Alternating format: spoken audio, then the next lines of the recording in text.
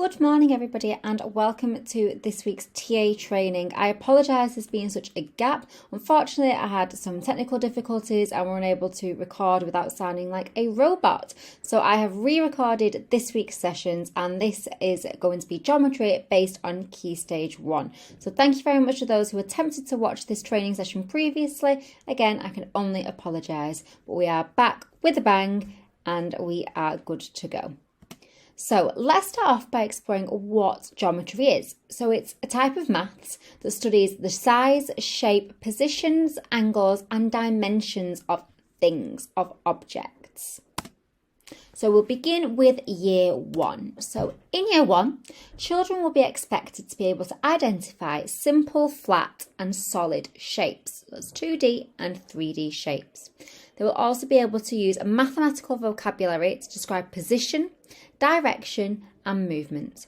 And this will include recognising and naming 2D shapes, 3D shapes and being able to describe whole, half, quarter and three-quarter turns. So starting off with two-dimensional shapes. So quite often you'll see two-dimensional written as 2D and they are flat shapes. They have a length and a width but there is no thickness. Okay, some common 2D shapes on here, we've got circle, square, triangle, and rectangle. And then moving on below, we'll have pentagon, hexagon, heptagon, and octagon. Now, there's a bit of an important bit to note that a rectangle, again, is a 2D shape. It's got 4 straight sides and 4 right angles. The opposite sides of a rectangle are equal, and therefore we can say that a square is actually a special type of rectangle because all 4 sides are the same length. However, we tend to use the word rectangle to mean the oblong rectangle, so the yellow one on the symbol there. So that's just a little bit of extra background information for rectangles and squares. So looking at 3D shapes. So a 3D or three-dimensional shape is a shape that is solid. So they have a length and a width and a height. And we've got some common 3D shapes on the left here. So we've got cube, cuboid, square-based pyramid, sphere, cylinder and cone. Now it's important that when we look at 3D shapes, we can see that whether there's flat surfaces, whether there's edges, vertices, and that we can recognise 3D shapes within the classroom environment. So for example, if we look at the cube at the top, it has 6 flat surfaces. So they are the 6 flat square sides of a cube. It's got 12 edges where 2 flat surfaces join.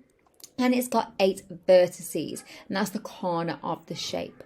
And we can recognise that in the classroom in shapes of a cardboard box, maybe of cubes, of building blocks. And it's important in year 1 that children make the connection between a 3D shape, which is abstract, and an actual 3D object in the classroom. So talking about direction, position and movement. So this includes language in year 1, such as above, left and right. So we need to be able to use the language that's in this diagram on here. So we've got up and down, right and left, forwards and backwards. We also need to understand turns. So we've got a whole turn, a quarter turn, a half turn and a three-quarter turn. Now obviously children in year 1 may not be looking at this in fractions just yet, but it's important that we begin to use this language in terms of movement or direction. And we can also touch upon clockwise and anti-clockwise.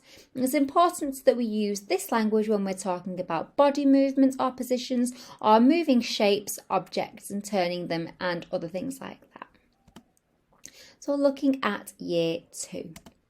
So in year 2, children will now be able to compare and sort the common 2D and 3D shapes that they've recognised from year 1. And they'll be able to continue patterns of shapes. So this is describing 2D and 3D shapes, as well as describing turns using clockwise and anti-clockwise, which we touched on previously, and right angles. So looking at describing 2D shapes. So on here, we've got 4 common 2D shapes that you and the children will recognise. If we are to describe a triangle, for example, we need to use it in terms of sides and corners. So for example, a triangle has 3 sides, all the sides are straight, and it has 3 corners. And the hint of 3 there will help that it is a triangle. Oh, sorry, go back again. And then in terms of symmetry, we need to now begin to look at symmetry and to show children that if a shape can be folded in half along a line and both halves are the same size, then this is known as the line of symmetry. Now in year 2, children begin to learn about vertical lines of symmetry down the middle this way. Okay, so if we look at the examples at the bottom, these 4 objects have got one line of symmetry where we can fold it in half down the middle along the vertical line. So we can begin by folding shapes in half. We can begin drawing lines and seeing whether both sides are the shape. We can even introduce the use of a mirror as well to represent that both sides should be the same if it's symmetrical.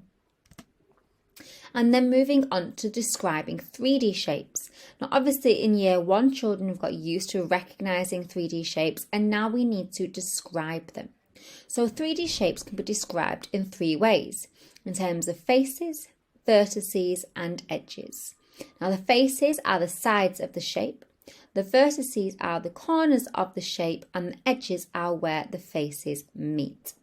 So we'll need to identify common 2D shapes on the surface of those 3D shapes.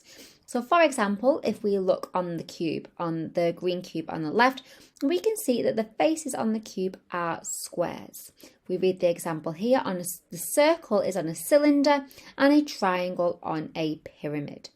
So we should be able to use all this knowledge and the properties that we've identified and be able to compare and group them on whether shapes are 2D, 3D. We can group them in terms of numbers of faces, edges, vertices. We could group shapes that have got similar faces and things like that. And we need to be able to say what's the same and what's different. And of course, it's not forgetting that we need to link it to everyday objects in the classroom, just like we did in year 1. So we're going to continue to be describing turns in year 2, and it's building upon the knowledge that we learnt in year 1. So again, it's still doing forwards, backwards, left and right. We can introduce the points of a compass. So we've got north, east, south and west, as well as describing turns at the bottom. So we said about quarter, half, 3/4 and full. And again, we can touch upon clockwise and anti-clockwise. So we know that clockwise is in the direction that the hands of a clock turn, and anti-clockwise is the opposite direction that we would see the hands of a clock moving. Now, obviously with this, we're not expecting children to tell the time, but they can clearly see which way around the hands are moving. And now we're going to be looking at arranging shapes in predictable patterns. So now children can recognise shapes. For example, we look at the second pattern on the left. They can recognise that it is a circle and a rectangle. Children will now need to be able to predict what happens next. And again, this is in terms of movement, in terms of object. So you'll be asking questions like, what's happening in the pattern? What would the next shape look like? How could you describe its position? How can we work out the missing shape?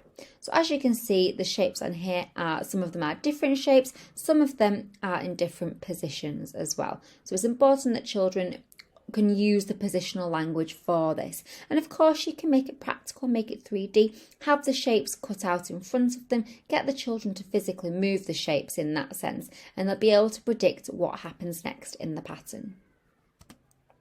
So thank you very much for watching this training session. I apologise again that it is a little bit delayed, but thank you for persevering and sticking with me, and I will be uploading the next training sessions for lower key stage 2 geometry in the next day or two. Thank you very much.